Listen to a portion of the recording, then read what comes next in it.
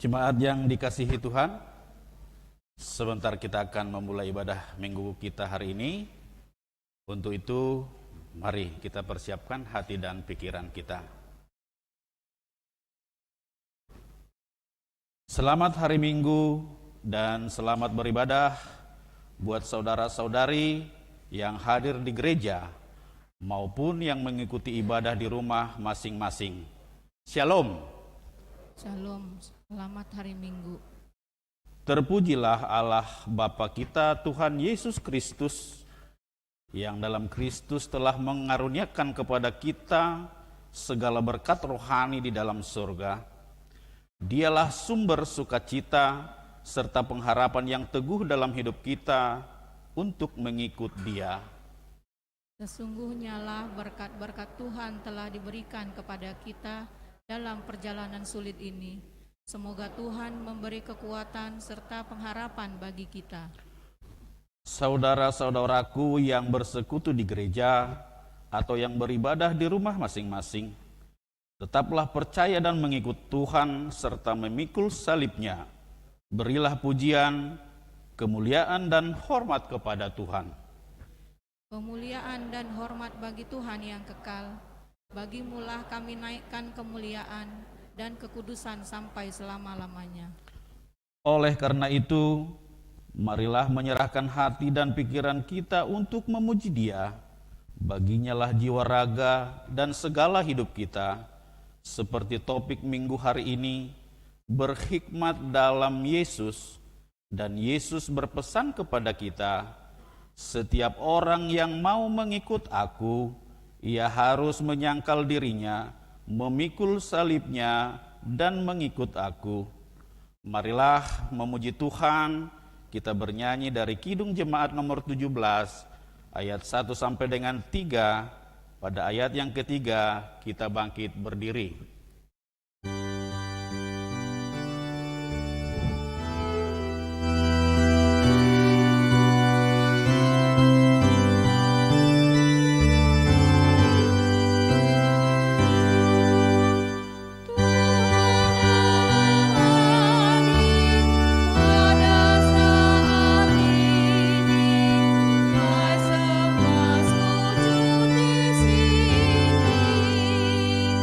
Di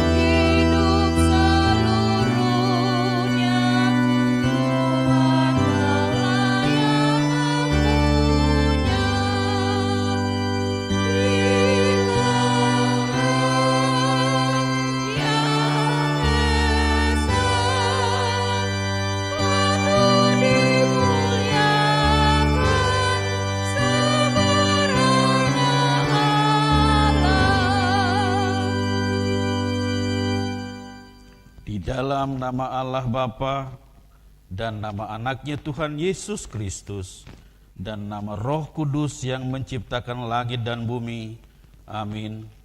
Siapa gerangan ada padaku di surga selain Engkau? Selain Engkau tidak ada yang kuingini di bumi.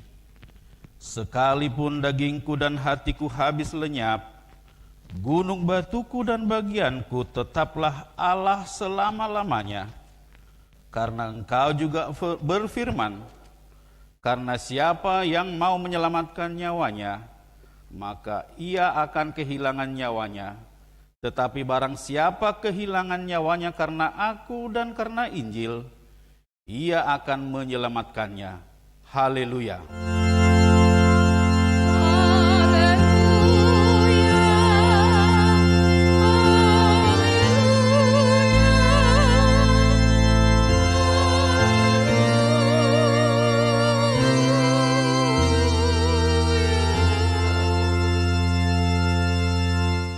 Kita berdoa. Ya Tuhan Allah pengasih dan yang benar, kami mengucapkan terima kasih kepadamu karena Engkau memberikan berita kesukaan untuk menerangi hati kami. Oleh karena itulah kami dapat mengenal Tuhan dan semua kehendak-Mu. Kami ingin melakukan kehendak-Mu selama hidup kami. Kuduskanlah hati kami dengan Roh-Mu. Kuatkanlah kami melawan nafsu dan keinginan duniawi. Berilah kegembiraan bagi kami untuk melaksanakan kehendak-Mu. Oleh karena anak-Mu Yesus Kristus Tuhan kami. Amin. Silahkan duduk. Kita kembali bernyanyi dari Kidung Jemaat nomor 376 ayat 1 dan 2.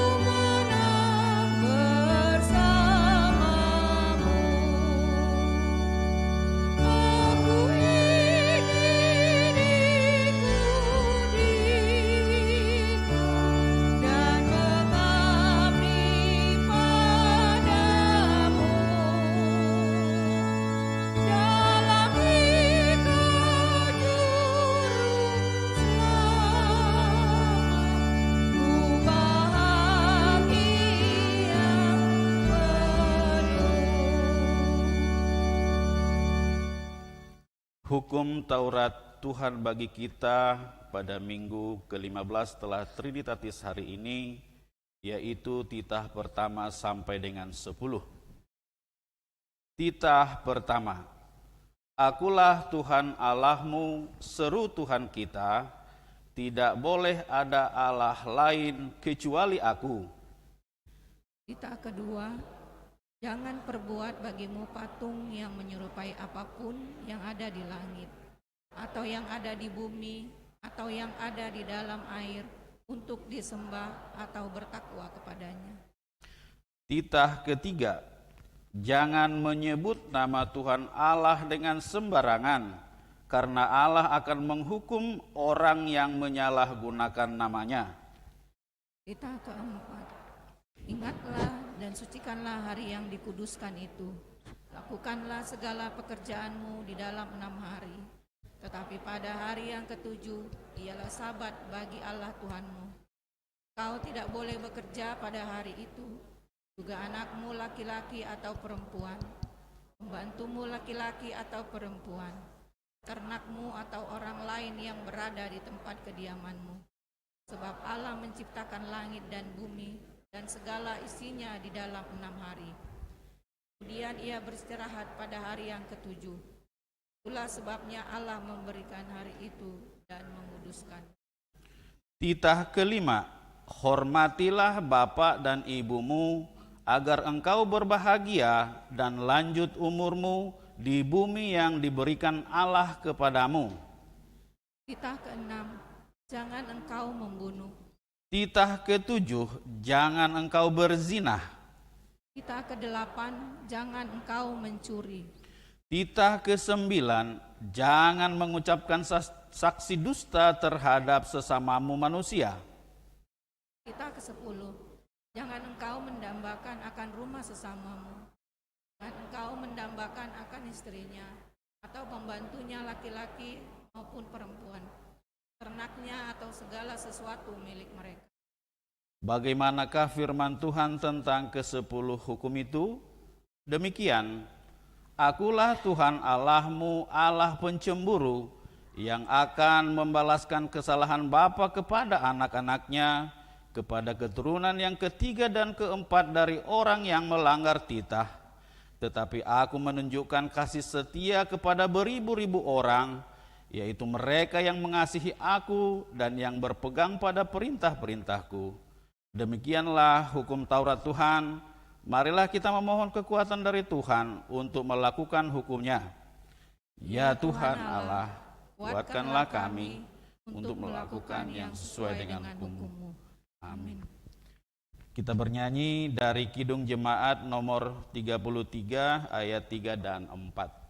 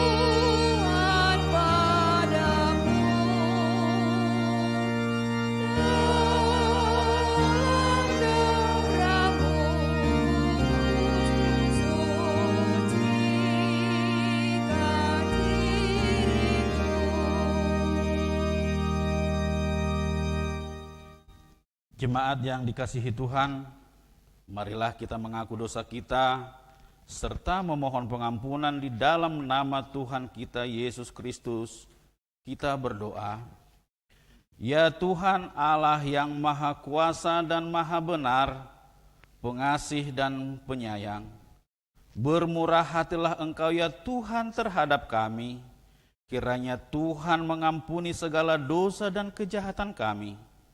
Tiada yang lain yang dapat menjadi pelindung dan penyelamat bagi kami, selain dari kasih sayang dan pembenaran-Mu yang tunggal. Ya Tuhan, kasihanilah aku. Karena itu, karuniakanlah kami ketenangan dan penghiburan di dalam pengorbanan anak-Mu, Tuhan Yesus Kristus Juru Selamat kami, yang lain tiada, hanya Engkaulah penolong dan penyelamat kami ya Tuhan, ampunilah dosa kami. Ya Tuhan, kasihanilah kami. Ya Tuhan, segeralah menolong dan melepaskan kami dari kesusahan ini. Segeralah melawat kami umat-Mu dalam penderitaan ini. Sudah menjelang 2 tahun pandemi COVID-19 menimpa negeri kami. Telah banyak duka dan air mata akibat pandemi ini. Berpisah dari keluarga, orang tua dan anak-anak. Ya Tuhan, ampunilah kami, agar murka-Mu tidak memusnahkan kami. Amin.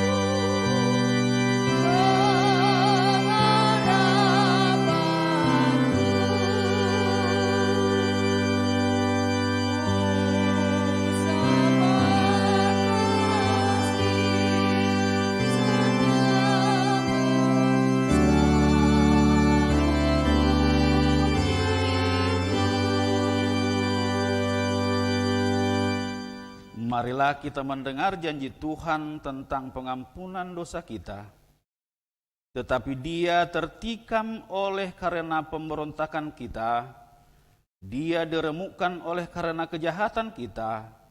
Ganjaran yang mendatangkan keselamatan bagi kita ditimpakan kepadanya, dan oleh bilur-bilurnya kita menjadi sembuh. Kemuliaan bagi Allah di tempat yang maha tinggi. Amin. Silahkan duduk. Kembali kita angkat pujian, kita bernyanyi dari Kidung Jemaat nomor 362 ayat 1 dan 2. Ku merindu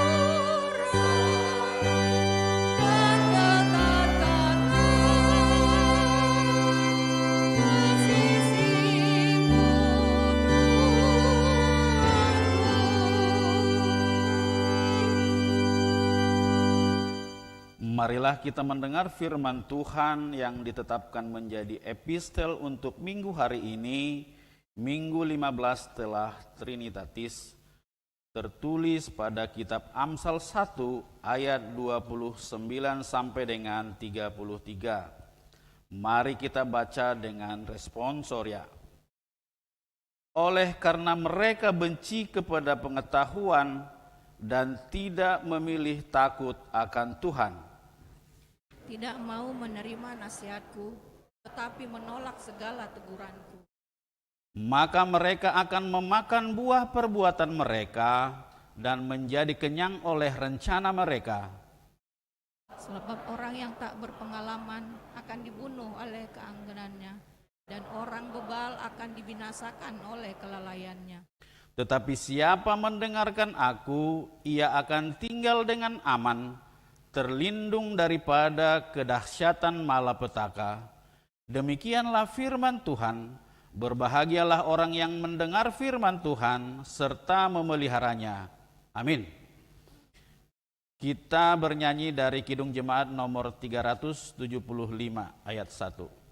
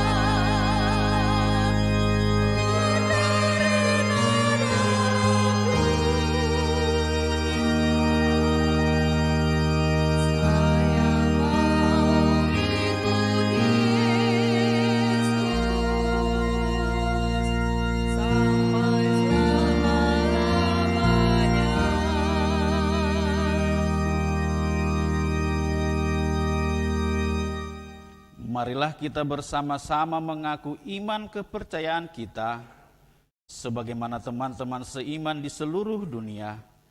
Kita bersama-sama mengucapkannya. Aku percaya kepada Allah, Bapa yang Maha Kuasa, Khalik langit dan bumi. Aku percaya kepada Yesus Kristus, Anaknya yang tunggal Tuhan kita, yang dikandung daripada Roh Kudus, lahir dari anak darah Maria, yang menderita sengsara di bawah pemerintahan Pontius Pilatus, disalibkan, mati dan dikuburkan, yang turun ke dalam kerajaan maut, pada hari yang ketiga bangkit pula dari antara orang mati, naik ke surga, duduk di sebelah kanan Allah, Bapa yang Maha Kuasa. Dari sana akan datang kelak untuk menghakimi orang yang hidup dan yang mati. Aku percaya kepada Roh Kudus dan adanya satu gereja yang kudus, persekutuan orang kudus, pengampunan dosa, kebangkitan dari dan hidup yang kekal. Amin. Silakan duduk. Kita akan mendengarkan lagu pujian melalui angklung.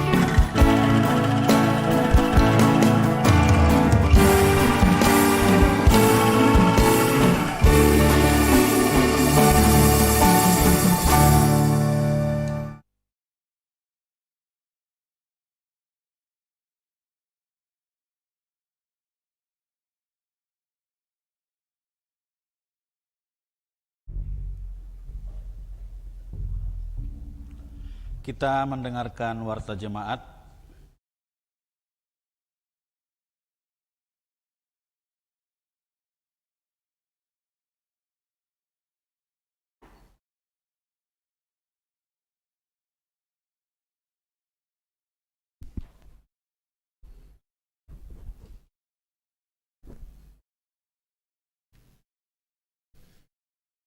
Warta Jemaat Minggu 12 September 2021.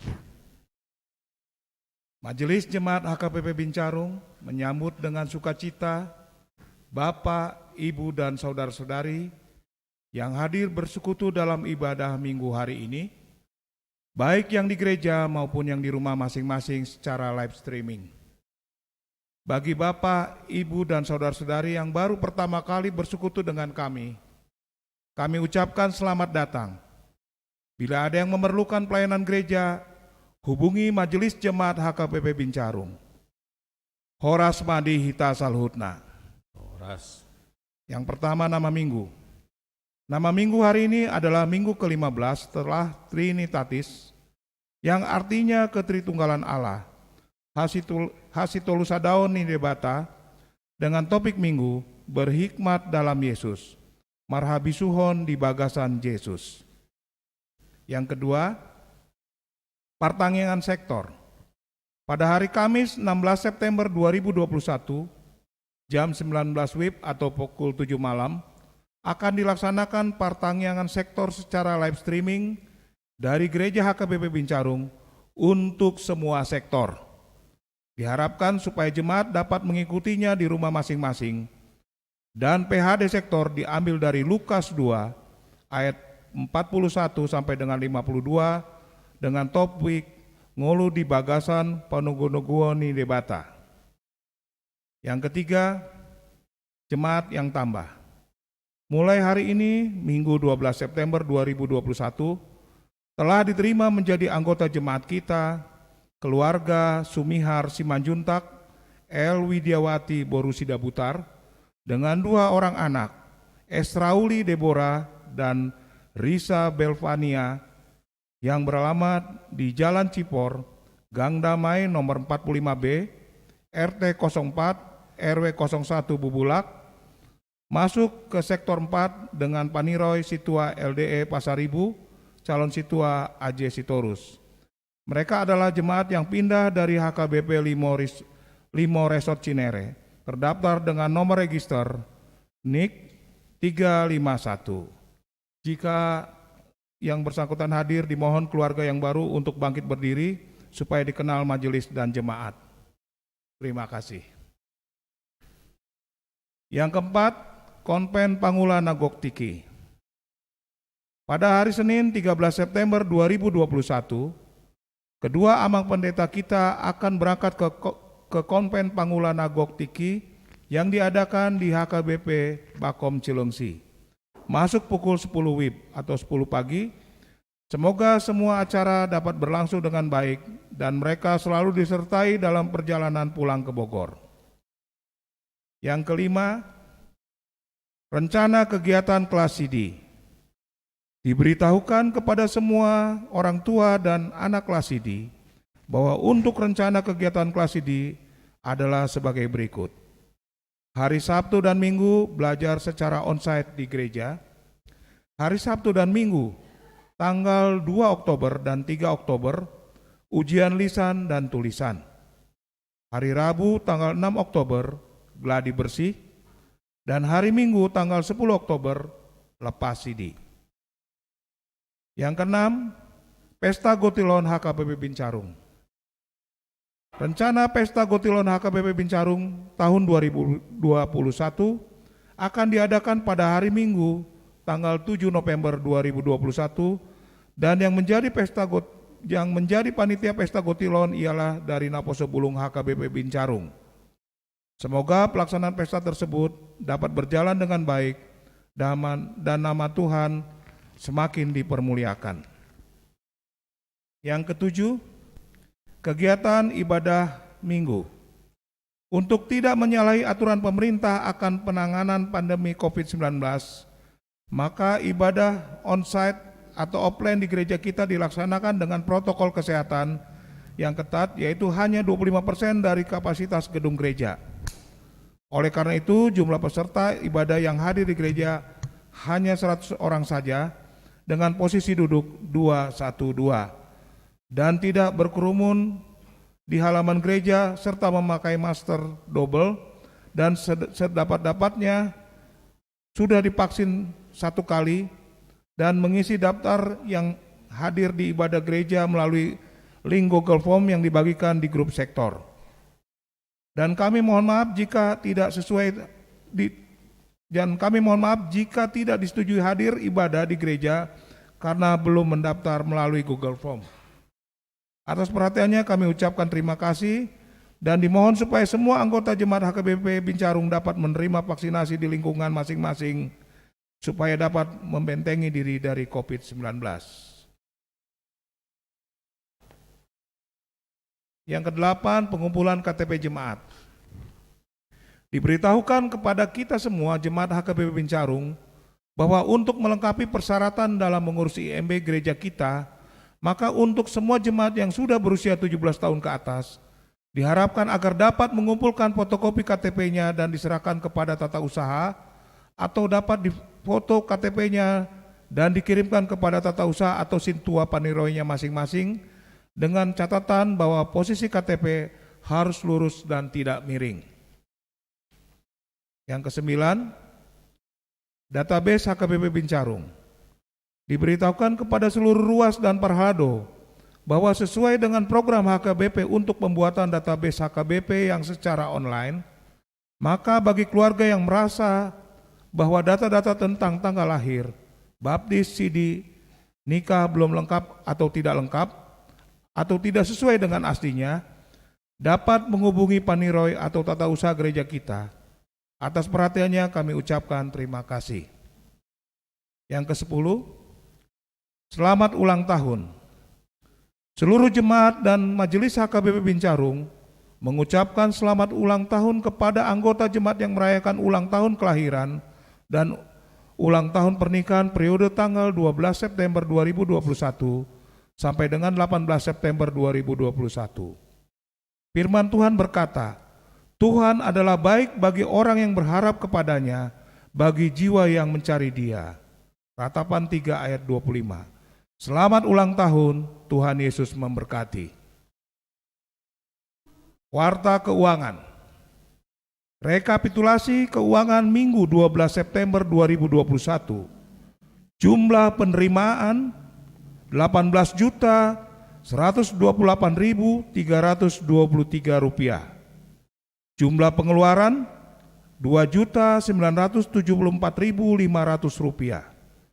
Saldo minggu ini 15.153.823 rupiah. Saldo minggu lalu 138.216.758 rupiah. Saldo minggu ini 15.153.823 rupiah. Saldo per tanggal 12 September 2021 153.370.581 rupiah di luar deposito Huria. Demikian warta jemaat minggu ini kami bacakan. Terima kasih.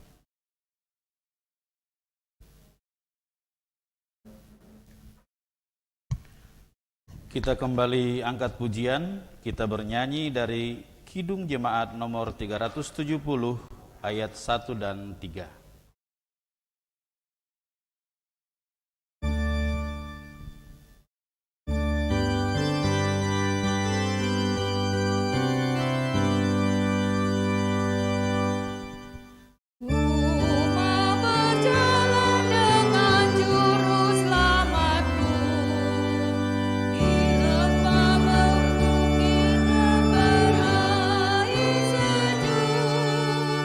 Ya kematian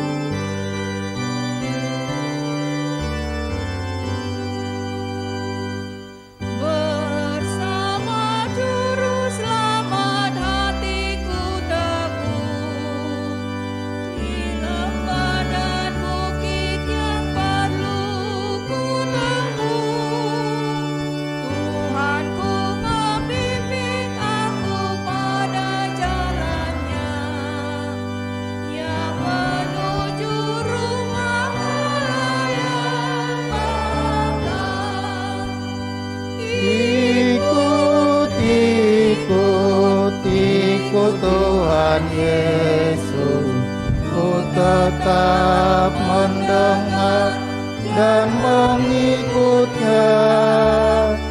Ikut Tuhan Yesus, ya kemana juga ku mengikutnya.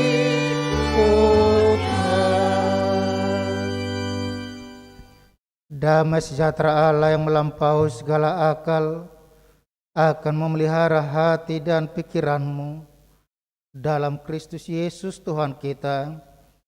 Amin.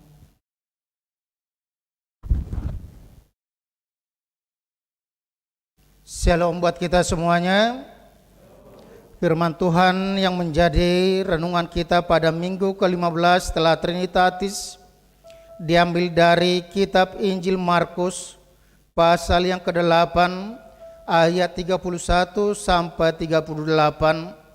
Markus 8 ayat 31 sampai 38 dengan topik berhikmat dalam Yesus. Demikian bunyinya, mari kita ikuti dalam hati kita masing-masing. Pemberitahuan pertama tentang penderitaan Yesus dan syarat-syarat mengikut Dia. Kemudian mulailah Yesus mengajarkan kepada mereka bahwa anak manusia harus menanggung banyak penderitaan dan ditolak oleh tua-tua, imam-imam kepala, dan ahli-ahli Taurat, lalu dibunuh dan bangkit sesudah 3 hari. Hal ini dikatakannya dengan terus terang, tetapi Petrus menarik Yesus ke samping dan menegur dia. Maka berpalinglah Yesus dan sambil memandang murid-muridnya, ia memarahi Petrus, katanya, "Enyahlah iblis, sebab engkau bukan memikirkan apa yang dipikirkan Allah, melainkan apa yang dipikirkan manusia." Lalu Yesus memanggil orang banyak dan murid-muridnya dan berkata kepada mereka, "Setiap orang yang mau mengikut aku, ia harus menyangkal dirinya dan memikul salibnya dan mengikut aku. Karena siapa yang mau menyelamatkan nyawanya, ia akan kehilangan nyawanya. Tetapi barang siapa kehilangan nyawanya karena aku dan karena Injil, ia akan menyelamatkan nyawanya. Apa gunanya seorang memperoleh seluruh dunia, tetapi ia kehilangan nyawanya? Karena apakah yang dapat diberikannya sebagai ganti nyawanya? Sebab barang siapa malu karena aku dan karena perkataanku di tengah-tengah angkatan yang tidak setia dan berdosa ini, anak manusia pun akan malu karena orang itu apabila ia datang kelak dalam kemuliaan Bapanya yang diiringi malaikat-malaikat kudus." Demikian pembacaan firman Tuhan. Saudara-saudara yang dikasihi oleh Kristus, di dalam perjalanan kehidupan Yesus selama lebih kurang 33 tahun di dunia, mulai dari dia lahir sampai dia mati disalibkan dan bangkit dan naik ke sorga, banyak orang-orang yang mengikuti Yesus. Di mana Yesus berada, di situ dikatakan banyak orang. Dalam khotbah pada minggu yang lalu dikatakan ada orang yang diberikan makan 5.000 orang, hanya hitungan laki-laki dewasa. Kalau kita katakan perhitungkan sampai saat ini seperti saat ini, apalagi kalau di gereja itu pada umumnya kebanyakan gereja KWP, kebanyakan kaum perempuan, ibu-ibu daripada kaum bapak. Dengan anak-anak, maka dapat kita lihat bahwa di situ dikatakan lebih kurang 15.000 bahkan sampai 20.000 orang bisa berkumpul pada saat itu. Kenapa mereka mengikuti Yesus? Berbagai macam motivasi mereka, dasar mereka mengikuti Yesus. Kita bisa melihat di situ bahwa banyak orang yang mengikuti Yesus, melayani Dia seperti perempuan-perempuan Galilea yang selalu siap sedia menyediakan apa yang menjadi kebutuhan daripada Yesus dan murid-muridnya. Ada orang yang mengikuti Yesus hanyalah karena mereka mau melihat tanda-tanda mujizat yang dilakukan oleh Yesus. Ada orang yang datang ikut-ikutan di situ hanya sekedar seperti dikatakan mereka kenyang makan. Itu sebabnya ketika Yesus sudah memberikan mereka 5.000 orang makan, maka mereka bermaksud untuk mengangkat Yesus menjadi raja mereka. Tetapi ada juga orang-orang yang mengikuti Yesus itu adalah hanya untuk mencari kesempatan untuk menjebak Yesus. Yaitu orang-orang Farisi, ahli-ahli Taurat yang datang dari Yerusalem hanya untuk mencari kapan Yesus itu salah. Tetapi sebagaimana dikatakan di situ, begitu banyak orang mengikut karena ada kekhususan, ada kelebihan, ada keunikan daripada pola pengajaran Yesus. Di mana dikatakan di situ bahwa Yesus mengajar dengan berkuasa. Yesus mengajar dengan kelemah lembutan, rohana marpangaju. Tetapi di situ juga ada saatnya Yesus harus tegas dalam kehidupannya ketika dia mengajar.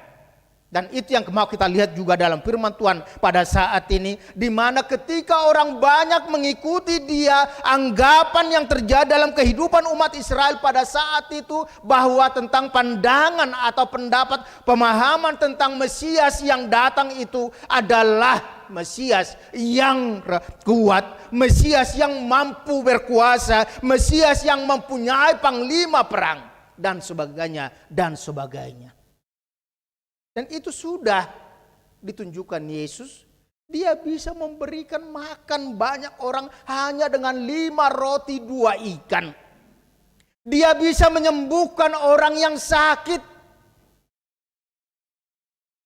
Semuanya itu sudah menunjukkan bahwa Yesus adalah seorang Mesias yang berkuasa, yang kuat, yang sangat berpengaruh. Dan itulah yang menjadikan banyak orang yang mengikut dia. Tetapi pada firman Tuhan pada saat ini dikatakan dan diluruskan bagaimana cara orang mengikut dia. Menurut mereka, pemahaman mereka, Mesias yang mereka harapkan itu kuat. Dia berkuasa, dia mengalahkan segala-galanya.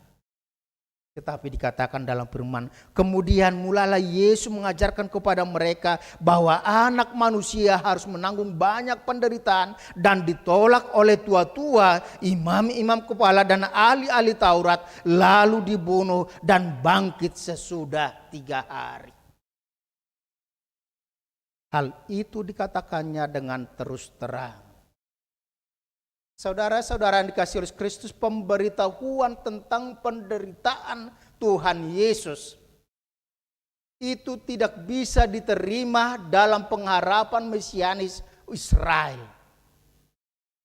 Bagaimana mungkin Mesias, bagaimana mungkin juru selamat itu dia menderita? Kalaupun dia harus jatuh ke dalam penderitaan, itu pasti akan banyak orang yang menolong. Kalau dia adalah raja yang berkuasa, pasti banyak panglimanya, banyak ajudannya dan sebagainya, menteri-menterinya yang akan berusaha untuk menolong dia. Itu pengharapan mesianis daripada orang-orang Israel. Tetapi firman Tuhan mengatakan kepada kita, yaitu jelas dikatakan oleh Yesus, dikatakan di situ bahwa anak manusia harus menanggung banyak penderitaan dan ditolak oleh tua-tua, imam-imam kepala dan ahli-ahli Taurat, lalu dibunuh dan bangkit sesudah 3 hari. Apa yang mau dikatakan di sini? Pertama, diingatkan kepada kita bahwa jalan hidup Yesus itu sudah direncanakan sejak semula. Itu sebabnya kita tahu bahwa Yesus itu sudah dinubuatkan jauh sebelum Yesus lahir dalam dunia ini. Sudah dinubuatkan dan sudah direncanakan oleh Allah harus mati dan menderita itu. tetapi dikatakan pada hari yang ketiga akan bangkit. Itu terus terang dikatakan oleh Yesus, tetapi sebagaimana dikatakan di situ bahwa Petrus menarik Yesus ke samping dan menegur dia. Karena apa? Karena Petrus sudah mempunyai mindset, pola pikir, pemahaman yang mengatakan Mesias itu tidak akan mungkin. Orang sakit aja bisa disembuhkan, orang mati saja sudah bisa dibangkitkan, masa dia harus menderita? Itu tidak mungkin. Dan dikatakan di situ Petrus menegur Yesus. Seorang guru ditegur oleh muridnya. Karena apa? Pola pikir. Yesus mengatakan itu dengan terus terang, tetapi mindset manusia, mindset Petrus itu sudah kaku. Sudah terbentuk sehingga dia tidak mampu melihat mana rencana Allah. Dan itulah yang ditegur Yesus di situ, dikatakan Yesus memarahi Petrus. Enyahlah kau iblis. Karena kau tidak memikirkan apa yang dipikirkan Allah, tapi hanya memikirkan apa yang dipikirkan oleh manusia. Enyahlah kau iblis. Apa muridnya doi, sisianna doi. Tetapi dikatakan iblis karena apa? Yang dipakai iblis itu adalah Petrus untuk tidak mengikuti apa yang dilakukan, apa yang direncanakan oleh Tuhan. Dan disitulah kalau kita lihat itu dalam perjalanan kehidupan Yesus bersama dengan murid-muridnya, terutama dengan Petrus. Yesus mengajar supaya pola pikir Petrus itu dirubah. Mindset Petrus itu dirubah sehingga Petrus itu menjadi orang yang betul-betul menjadi murid Yesus. Dan itulah yang menjadikan Petrus itu menjadi seorang murid yang berani. Dan dia harus menderita banyak sama seperti Yesus sendiri. Ketika pola pikirnya, ketika dia didoakan, itu dikatakan aku mendoakan kamu supaya jangan imanmu lemah. Unang mitop haporsiamu. Tetapi ketika kau sudah dikuatkan, maka kuatkanlah saudara-saudaramu. Artinya apa dikatakan di situ? Bahwa dengan cara Petrus itu, dia dengan pola pikirnya yang sudah terbentuk dan itu tidak bisa dirubah lagi. Menurut dia itu dia dikatakan enyahlah kau iblis. Yesus marah. Walaupun pada waktu-waktu yang lain Yesus dengan lemah lembut mengajar murid-muridnya, mengajar orang banyak. Yesus mengampuni banyak orang yang berdosa, perempuan yang berdosa. Tetapi dikatakan di situ Yesus yang adalah Tuhan, dia adalah sumber hikmat, dia tahu kapan dia harus bertindak. Dan itulah yang diingatkan kepada kita pada saat ini, di mana ketika itu sudah dihardik, Petrus sudah dihardik dengan menegur dia sebagai iblis yang tidak memikirkan kepikir Allah. Dikatakan di situ, baru Yesus mengatakan untuk mengikut aku ada beberapa syarat. Dikatakan di situ, lalu Yesus memanggil orang banyak dan murid-muridnya dan berkata kepada mereka, setiap orang yang mau mengikut aku, ia harus menyangkal dirinya, memikul salibnya dan mengikut aku.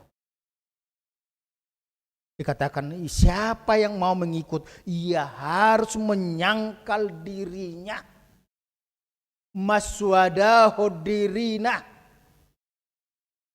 Dalam surat Paulus kepada orang jemaat Filipi dikatakan ada istilah kenosis, mengosongkan diri.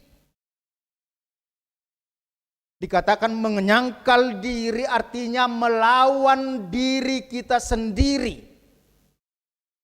Itu syarat yang paling utama untuk mengikuti Yesus, mampu mengalahkan diri sendiri. Dan itu persoalan yang paling sulit dalam kehidupan kita. Karena apa? Tuhan menciptakan kita dengan ego kita sendiri. Menyangkal diri berarti harus mengalahkan ego kita sendiri, di mana kita harus berpikir menuruti kehendak Tuhan dalam kehidupan kita. Itu sebabnya dalam pelajaran sini ketika kita diajarkan tentang doa Bapa kami, jadilah kehendak-Mu, itu dikatakan bahwa supaya kita ikut menjadikan kehendak Tuhan menjadi kehendak kita sendiri, bukan kehendak kita menjadi kehendak Tuhan. Menyangkal diri artinya mengosongkan diri kita supaya kita mampu melaksanakan apa menjadi keinginan Tuhan dalam kehidupan kita.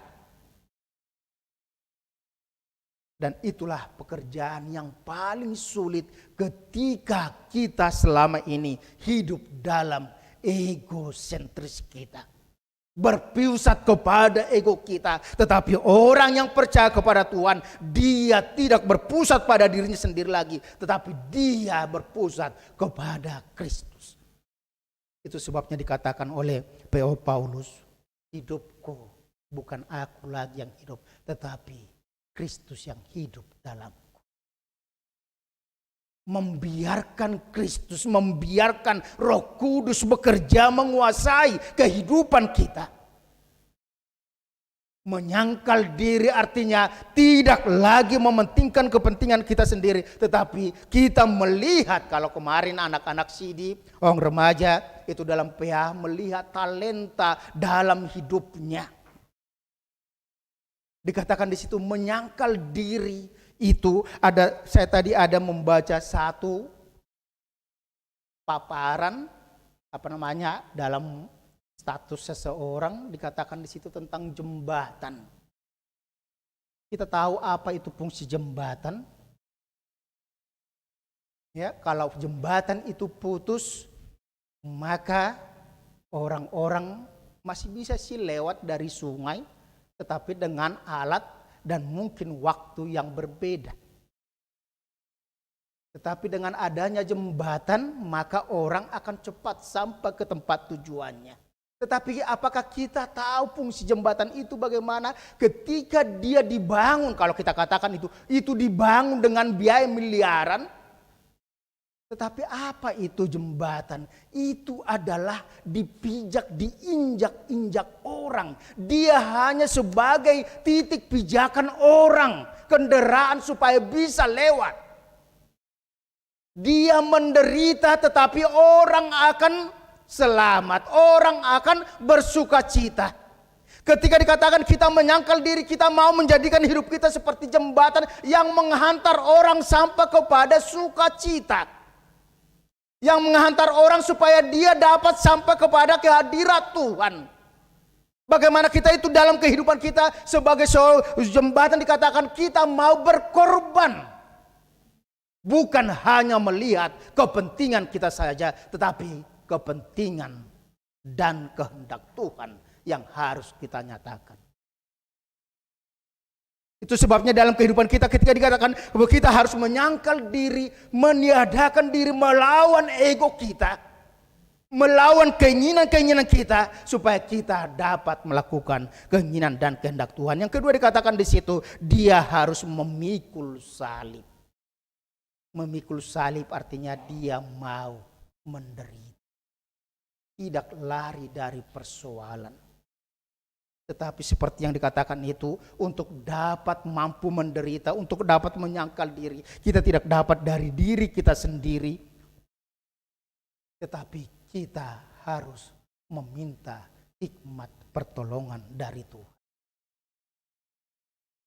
Bagaimana Salomo ketika dia diberikan Tuhan kesempatan kepada dia, ketika dia sudah dilantik menjadi raja, berikan kesempatan, apa yang mau kau minta? Salomo tidak meminta harta, jabatan, kuasanya yang tetap. Tetapi dia minta, berikan kepadaku hikmat.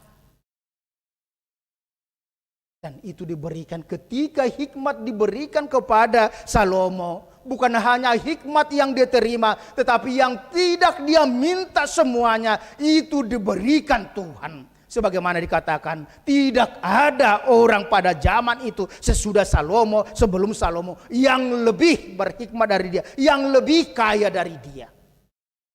Karena apa? Tuhan memberikan itu. Tuhan sumber segala-galanya. Kita tidak akan mampu untuk memikul salib. Kita tidak akan mampu menyangkal diri kita kalau dari diri kita sendiri. Tetapi dengan hikmat Tuhan. Dan dikatakan di situ, mengikut Yesus, mengikut aku. Namanya juga pengikut. Tidak akan mungkin pengikut di depan. Pengikut itu selalu di belakang yang diikuti.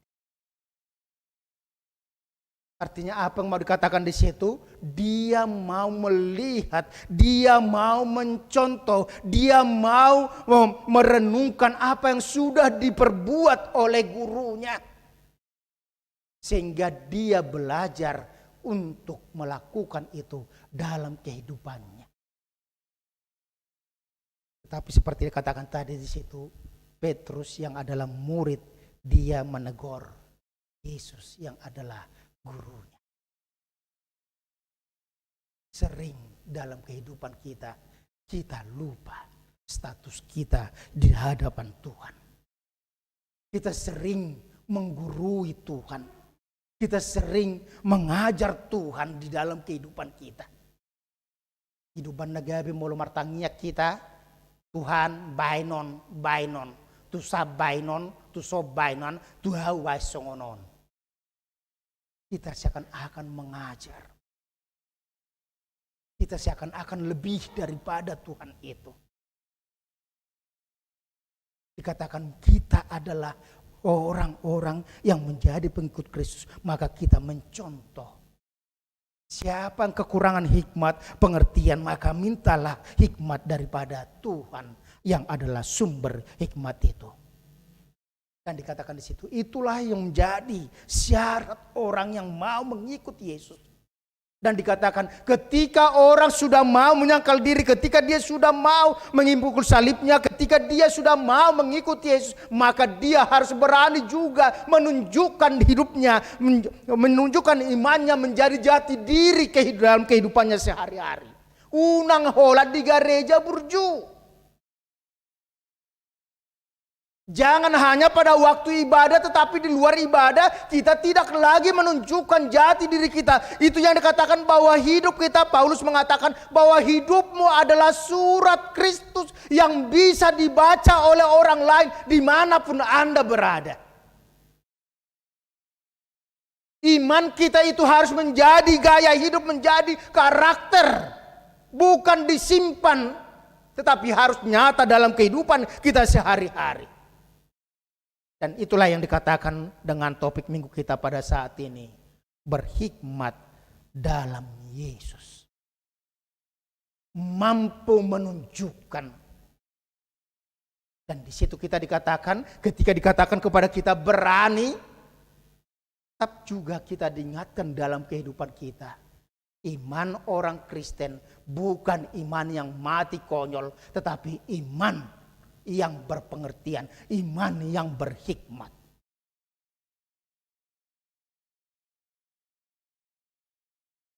Dikatakan di situ tadi, apa artinya kamu memiliki semuanya tetapi kehilangan nyawa?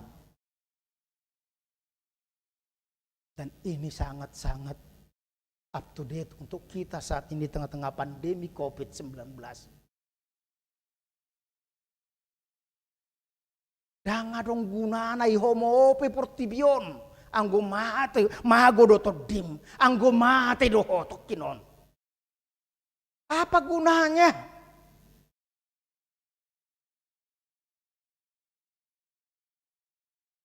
Pada waktu yang lalu ketika pandemi COVID mulai sampai di Indonesia, kita ketakutan yang pertama ketika Dr. Joko yang dengan hartanya, yang dengan jabatannya, yang dengan posisinya, yang dengan protokol kesehatannya semuanya itu bisa, tetapi meninggal. Apa artinya harta itu tidak ada sama sekali.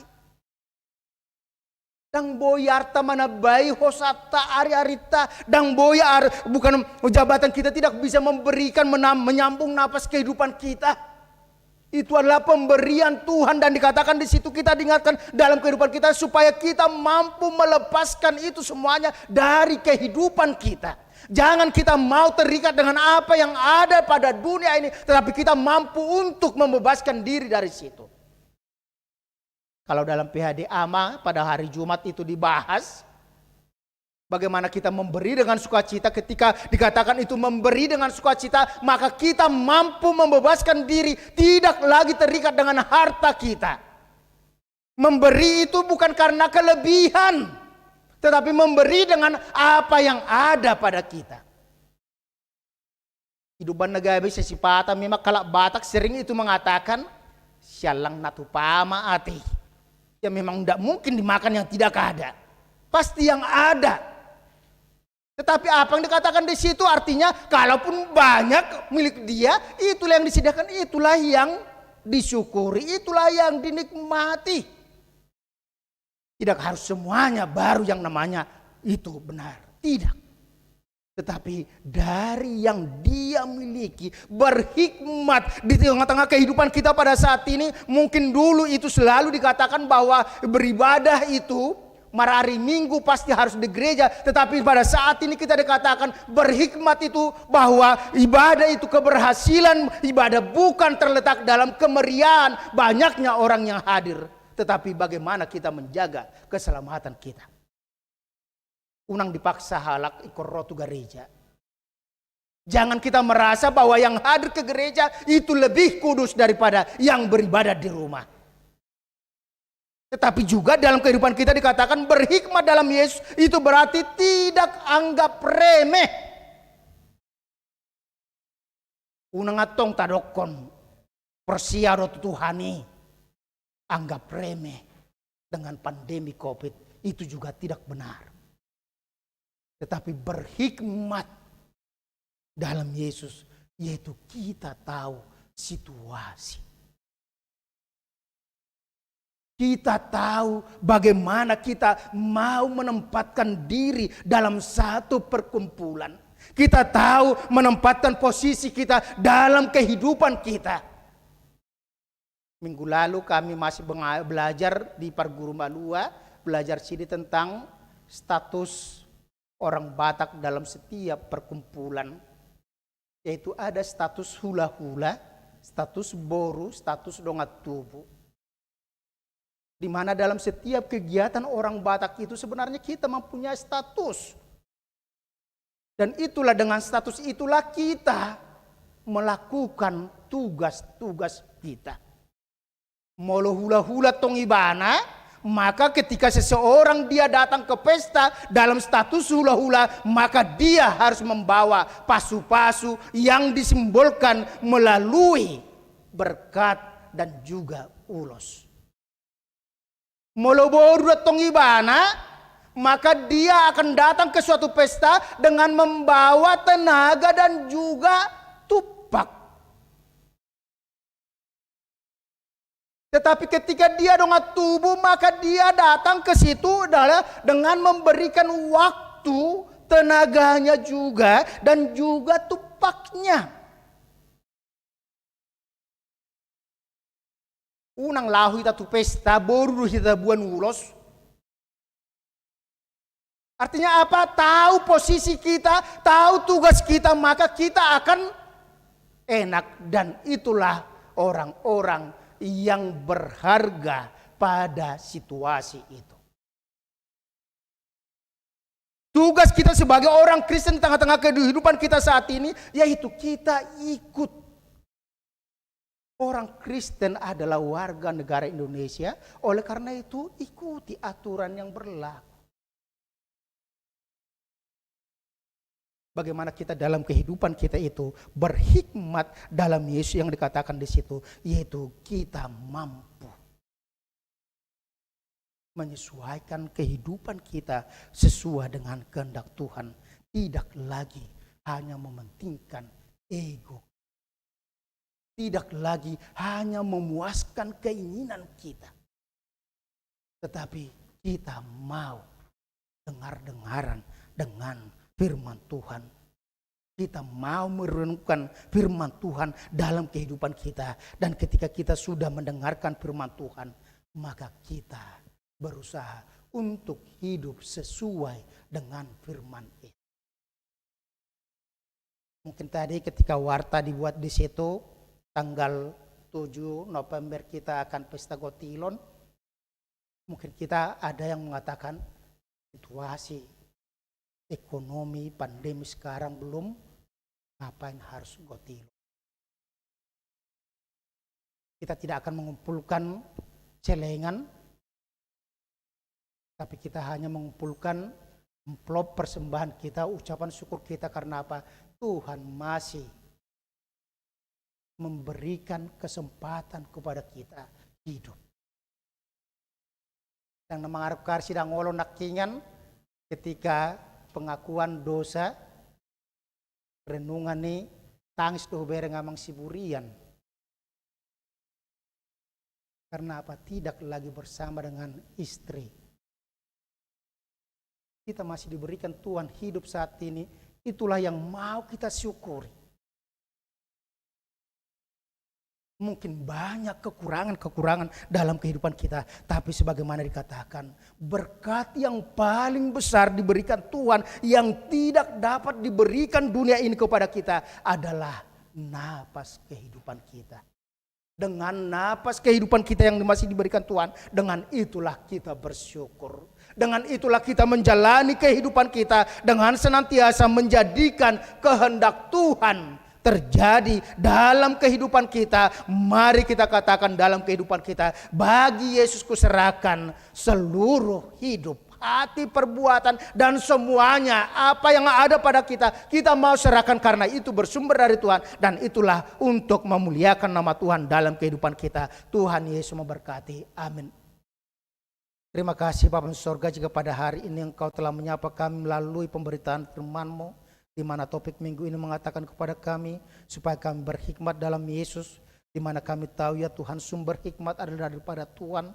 Oleh karena itu ketika kami kurang pengertian, maka kami harus meminta kepadamu hikmat itu, dan Tuhan akan memberikan itu dalam kehidupan kami, sehingga kami semakin mengerti, semakin memahami apa yang terjadi dalam kehidupan kami. Dan pada saat ini juga firman mengatakan kepada kami bahwa ketika kami sudah merasakan begitu banyak pertolongan Tuhan dalam kehidupan kami, kami juga diingatkan supaya kami yang disebut sebagai orang Kristen, pengikut Kristus, kami juga semakin disadarkan kembali, diingatkan kembali bagaimana sebenarnya cara kami mengikut Engkau ya Tuhan, di mana firman mengatakan supaya kami semakin mampu untuk menyangkal diri, memikul salib, dan juga mengikut Engkau dengan setia, dan kami tidak ragu-ragu untuk menyaksikan Engkau di tengah-tengah kehidupan kami.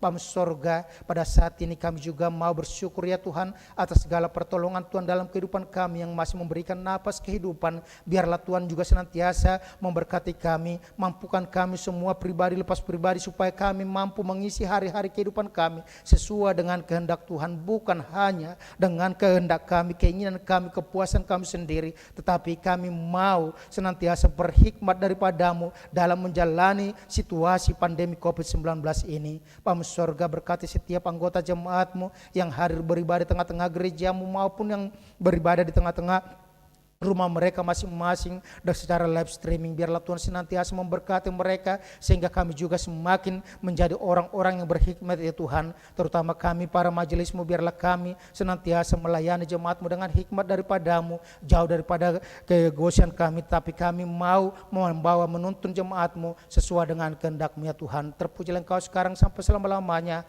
Hanya dalam nama Tuhan Yesus Kristus kami berucap syukur. Amin. Kita bernyanyi sambil mengumpulkan persembahan.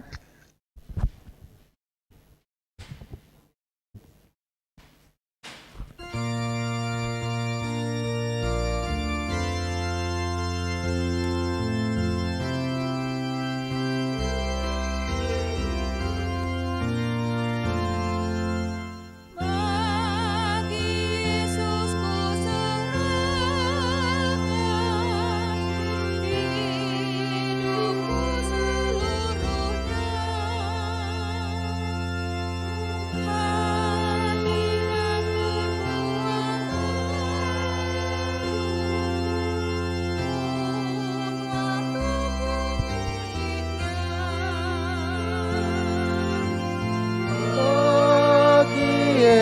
Yesus semuanya.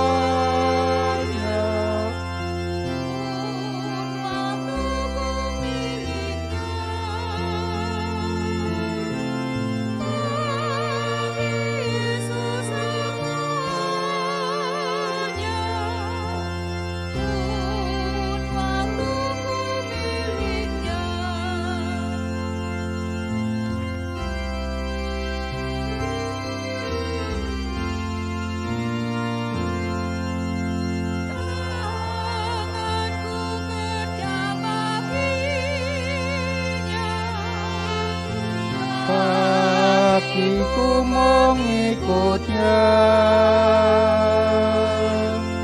mataku memandang Yesus, yang ku puji Dialah. Bagi Yesus semuanya,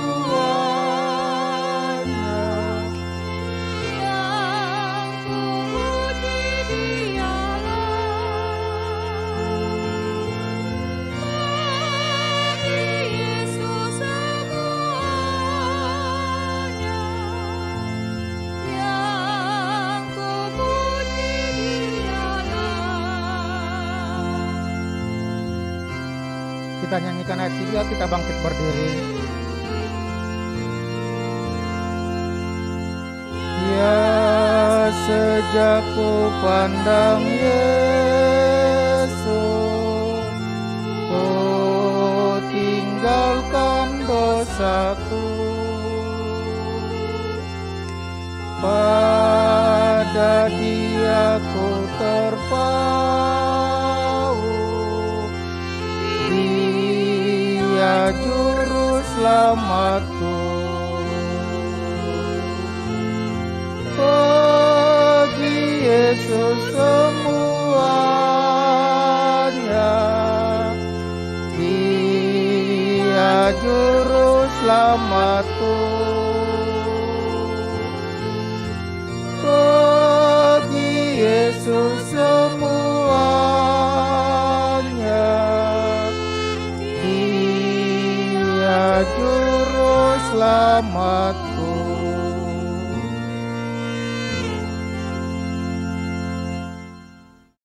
Kita sudah mendengar perkataan Yesus hari ini. Setiap orang yang mau mengikut aku, ia harus menyangkal dirinya, memikul salibnya dan mengikut aku. Saat pandemi yang belum kunjung reda hingga saat ini, mari tetap mengikut Yesus. Tuhan akan menolong kita melewati masa sulit ini. Ya Tuhan, dan ini sangat berat. Pandemi COVID-19 masih syarat dan merebak. Tapi mengikut Yesus adalah sukacitaku. Kita terpanggil untuk memikul salib. Kita harus menanggungnya setiap hari, karena kita mendapat kekuatan dari Tuhan untuk menghadapi kesulitan yang sedang kita alami. Oleh karena itu, pikulah salib yang diperuntukkan bagimu. Ya Tuhan, salibmu adalah kekuatan bagiku, dan pengorbananmu adalah keselamatan jiwa. Karena siapa yang mau menyelamatkan nyawanya, ia akan kehilangan nyawanya. Tetapi barang siapa kehilangan nyawanya karena aku dan karena Injil, ia akan menyelamatkan nyawanya. Oleh karena itu, pikulah salib Yesus dan ikutlah Dia.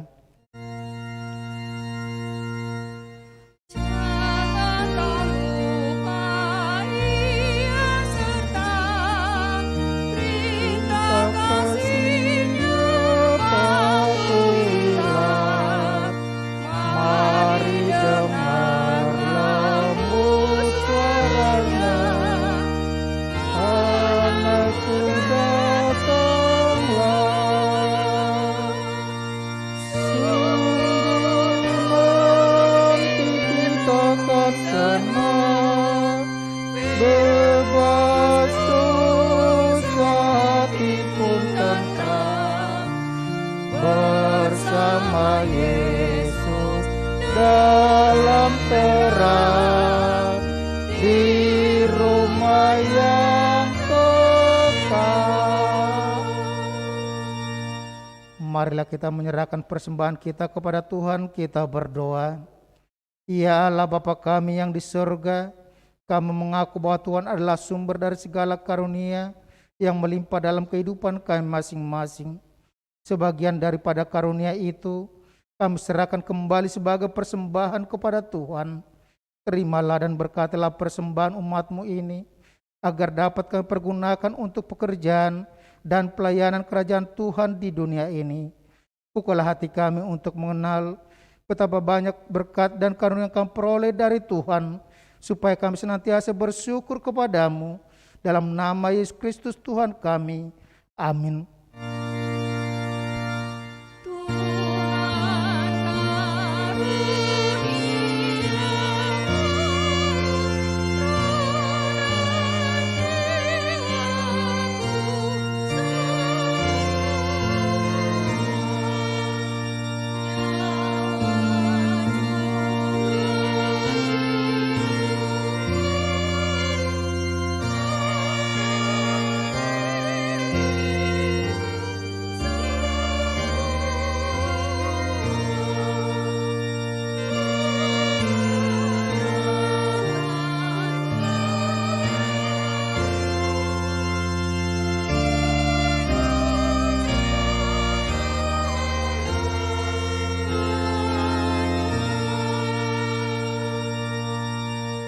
Bapa kami yang di sorga, dikuduskanlah nama-Mu, datanglah kerajaan-Mu, jadilah kehendak-Mu di bumi seperti di sorga.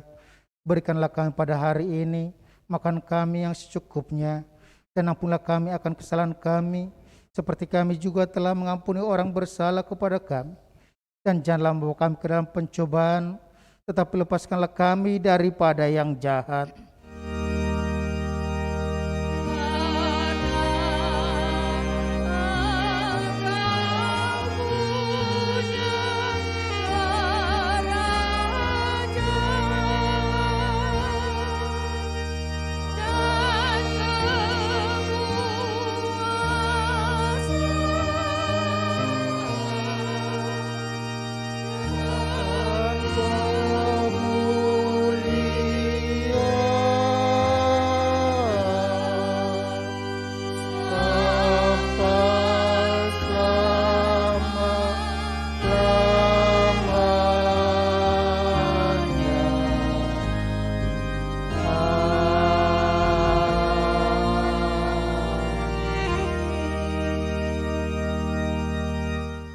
Pulanglah dengan sejahtera dan terimalah berkat Tuhan.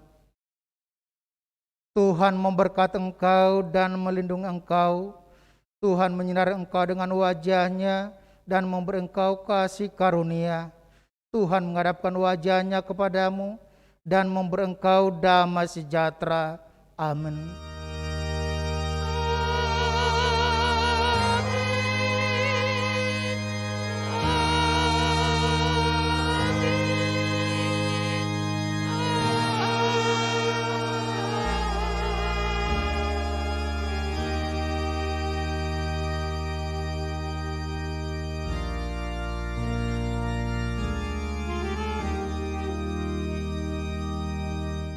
Selamat hari Minggu untuk kita semuanya. Tuhan Yesus memberkati. Horas Madhita.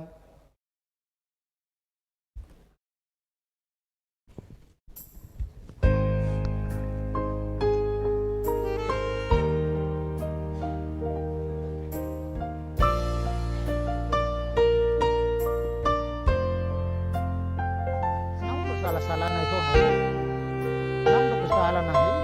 Jam ini tapi asli. Di acara ini Jamita pengkhotbah siapa ya?